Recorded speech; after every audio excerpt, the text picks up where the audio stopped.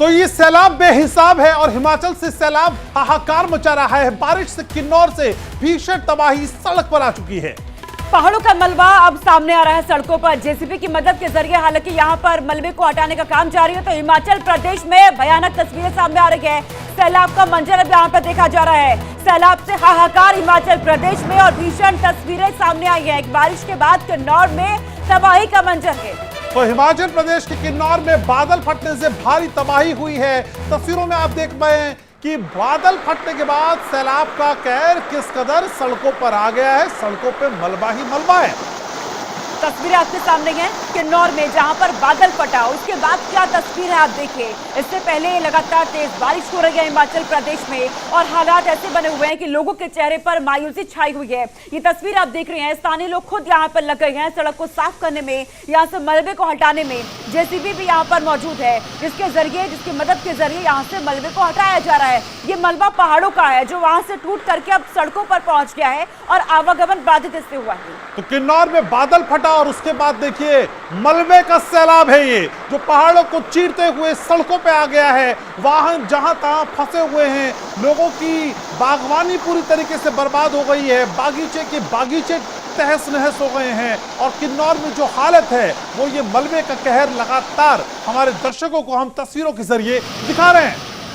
और ये तस्वीर आप देख रहे हैं हिमाचल प्रदेश में सैलाब के बाद ये हाहाकार वहां पर है। लोगों का जीवन अस्त व्यस्त वहां हो चुका है। गाड़ियां जो खड़ी आपको नजर आ रही है ये भी यहाँ पर फंस चुकी हैं। दो तस्वीरें हैं किन्नौर में बादल फटने के बाद सड़कों पर पहाड़ों का मलबा। स्थानीय लोग खुद वहां पर पहुंच गए। मलबे को हटाया जा रहा है ताकि जहां से जो आवाजाही होती है वो हो पाए। लेकिन अब सैलाब देखिए इस कदर है कि लोगों को वहां डरा रखा है। लोगों का जीना बेहाल हो चुका है। हिमाचल प्रदेश में हर जगह से ऐसी ही तस्वीरें सामने आ रही हैं। तो पहाड़ों की जिंदगी वैसे ही काफी मुश्किल होती है और उस पे प्राकृतिक आपदा का ये कहर लोगों की मुसीबतें और बढ़ा रहा है। प्राकृतिक आपदा की वजह से जितने भी पहाड़ी राज्य हैं उनका विकास समुचित नहीं हो पाता। दो कदम वो विकास की राह पे आगे चलते हैं और तभी जो प्राकृतिक आपदाएं हैं वो उनको विकास की राह पे 10 कदम पीछे ले जाती हैं। और यही दर्द है, यही विडंबना है पहाड़ी राज्यों का। तो हिमाचल प्रदेश की ये तस्वीर इस वक्त आप देख रहे हैं। लेकिन यहां से आगे रुक करेंगे। आपको बताते हैं गुजरात के वलसाड़ में भारी बारिश के बाद बाढ़ जैसे हालात बन चुके हैं। वलसाड़ के उमरगांव में सड़क पर पानी भर चुका है। रिहायशी इलाके भी जलमग्न हो चुके हैं। हाल ये है कि घरों के अंदर पानी घुस गया है। जनजीवन पूरी तरीके से अस्त व्यस्त है। इन तस्वीरों को जरा देखिए। ये किसी स्विमिंग पूल की तस्वीरें नहीं बल्कि घर की तस्वीरें हैं जहां ग्राउंड फ्लोर पर पानी भर चुका है। किचन का सामान हो, बेडरूम का सामान हो, रजाई, गद्दे सब पानी में डूब गए हैं। और ये पानी कब निकलेगा सोनिका और उसके बाद का साइड इफेक्ट क्या होगा, अब इसको लेकर भी लोग चिंता में हैं। बिल्कुल, क्योंकि ये जो पानी है अब ये बीमारियों को बढ़ावा यहाँ पर देगा। गुजरात की ये तस्वीरें हैं जहाँ पर सड़कों पर जल भराव है, घरों के अंदर पानी घुस चुका है और लगातार ये जो तस्वीर है लोगों के लिए यहाँ पर मुसीबत बन चुकी है। यहाँ पर ये पानी अब बीमारियों को बढ़ावा दे रहा है। घरों में रखा सामान अस्त व्यस्त यहाँ पर हो रखा है। समझ नहीं आ रहा लोगों को आखिर जाए तो जाए कहाँ। अपना घर छोड़ करके घरों के अंदर पानी है। खाने पीने की दिक्कतें लोगों के सामने आ चुकी हैं। सड़कों पर जहां तक भी नजर जा रही है पानी की पानी। अब गुजरात में देखा जा रहा है सड़कों पर जल भराव। तो ये गुजरात की तस्वीर है जो पानी में पूरी तरीके से डूब चुकी है और ये पानी यहाँ के लोगों का पीछा कब छोड़ेगा इसका किसी को कुछ पता नहीं है। पानी लगातार बढ़ता जा रहा है, लोगों के घरों में घुस चुका है। लोगों का खाना पीना रहना सब मुहाल हो गया है। अब ऐसे में बच्चों के साथ कहाँ शरण ली जाए, अपने परिवार को कहाँ लेकर जाया जाए, बुजुर्गों को कहाँ पहुंचाया जाए और उनके साथ कहाँ सिर छुपाया जाए, ये सबसे बड़ा सवाल बना हुआ है।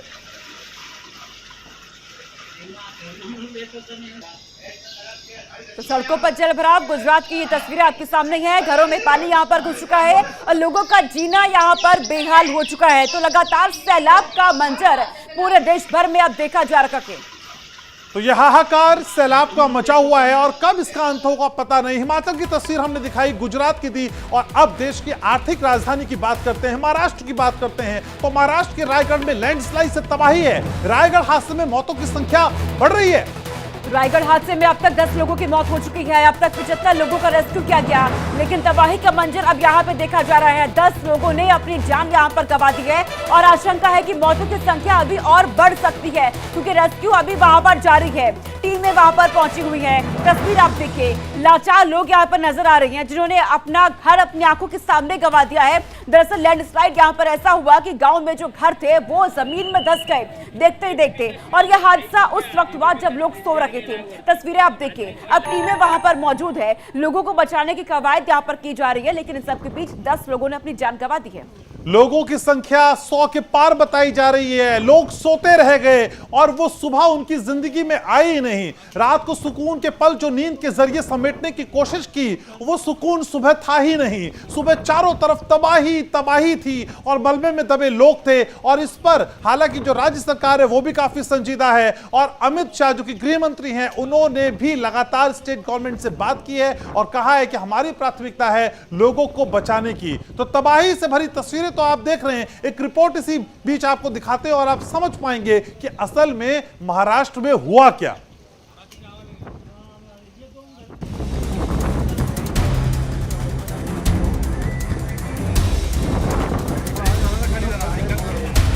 सोते रहे लोग, धंस गया गांव। लैंडस्लाइड की चपेट में पूरा गांव। रायगढ़ में कुदरत का कहर। महाराष्ट्र के रायगढ़ में ऐसा भयानक लैंडस्लाइड हुआ कि लोगों को भागने तक का मौका नहीं मिला। रायगढ़ के एक गांव में जमीन खिसकने से पूरा गांव लैंडस्लाइड की चपेट में आ गया। यह हादसा उस वक्त हुआ जब लोग गहरी नींद में सो रहे थे। इसके चलते लोगों को भागने का मौका तक नहीं मिला और घर जमीन में समा गए। घटना की जानकारी मिलते ही एनडीआरएफ की टीमें घटनास्थल पर पहुंची और बचाव कार्य में जुट गई। हादसे में 5 से अधिक लोगों की मौत हो चुकी है। वहीं कई शवों को मलबे से बाहर निकाला गया, लेकिन अभी भी कई लोगों के दबे होने की आशंका है।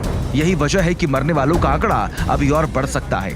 वहीं घायलों को इलाज के लिए अस्पताल में भर्ती करवाया गया।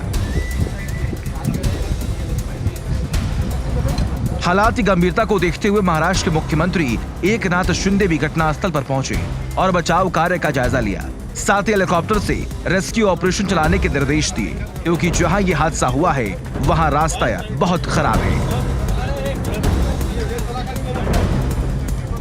ये गढ़ के नीचे ये बस्ती बसी हुई है और इसमें 45 से 47 घर है। उसमें से 15 से 17 घर जो है मलबे के नीचे आए हैं और अब तक 4 कैजुअल्टी है और बाकी लोगों को बचाव कार्य बचाने का काम शुरू है।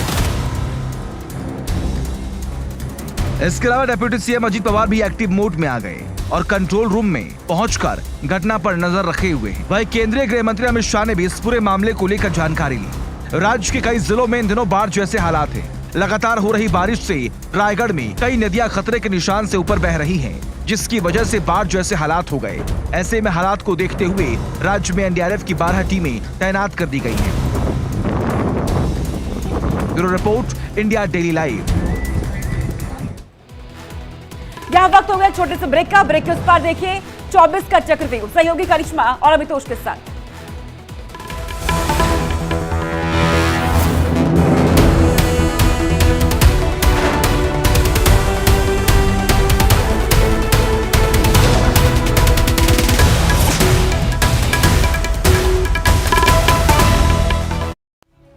सामाजिक समरस